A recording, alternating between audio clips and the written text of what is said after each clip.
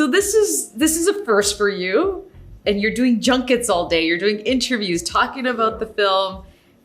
How's it feeling for you right now? Yeah, I was just telling the last person that I'm still pinching myself throughout the whole experience. But you know, I've got the best role models right here to the right of me. Oh, and look at that. I'm just watching how they do it, and I'm just taking notes, and I'm following suit. Yeah, and the fact that this film's at the film festival too, like this is a huge deal. Oh, huge. Yeah. And you know, for the film, first of all, I didn't know what Rez Ball was. So thank you for the introduction, because I had no idea this existed. And it really shows you the journey that they have gone through. And I looked up some stats, and NBA only has 5 Indigenous people in the NBA. And we have to bring that up. And this is the film that's, I think, is gonna help do that. So thank you for doing that and telling this story.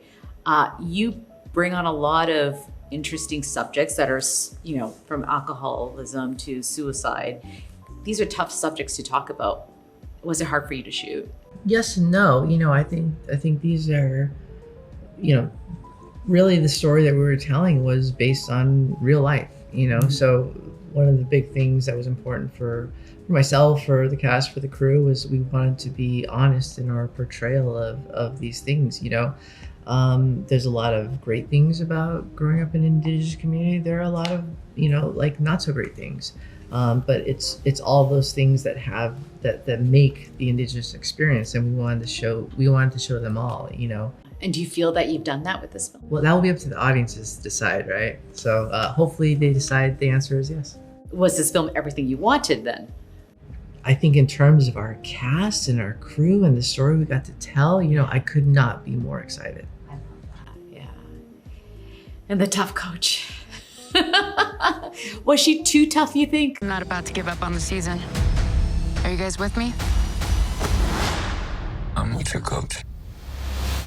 There was kind of conversations, could she be more of that, you know, stereotypical yelling coach all the time? But I was saying Sydney was so supportive of my approach to it too, and which was you could be tough and calm at the same time, right? There's a temperament between that. And I was deeply influenced by Phil Jackson and the triangle approach, you know, and how he even said in his documentaries and teachings, he was influenced by the Navajo traditions.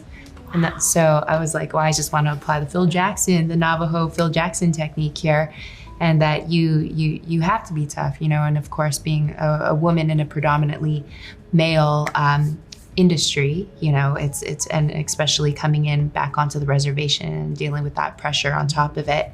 There was that fine balance that I was always teetering on and playing with, and I feel like we found a nice balance. So yeah. And you're Canadian. I am. So, I lived in Toronto, Anna, for 8 years. So this must be even more important to you to tell this story. Oh, it was incredible. I felt like my acting career really didn't take off until I moved here. And, you know, at one point I was really struggling to even put food on the table for myself, working at a salad bar by Leslie. So I was like, to come back to this area, East Toronto, and come back and to be able to feel so welcomed. I took a moment and I looked to the sky and I was like, thank you, Toronto. When did you find out about this role?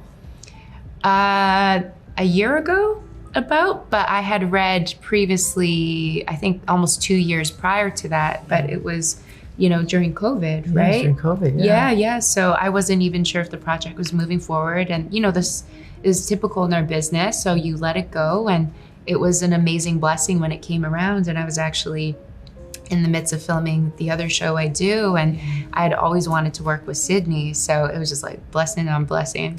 Oh, that's amazing. Yeah. And LeBron James's name is on this as a production. I mean, that's huge. Have you guys got to meet him? Has he been on set?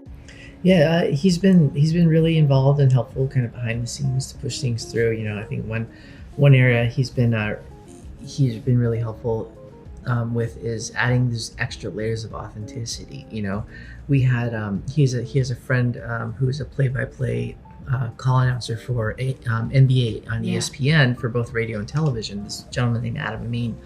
He shared the film with Adam, and Adam was so moved by the film. he actually went through all of the games in the movie and did play-by-play calls as if he was calling the games himself. And recorded himself doing that. And we were actually able to take that guide track and hand it over to our actors, our announcer actors, who aren't, obviously they're not real announcers, but we were able to hand that over to them as a guide track, and they were able to call the games, and it added just that extra layer and level of authenticity. Ultimate question, Michael Jordan or LeBron James, the best player in the NBA? Well, I never grew up watching Michael Jordan. Oh. So, He was a you baby. know who I'm going with. You were LeBron. King James. Congratulations to all of you. Thank you so much. Thank you.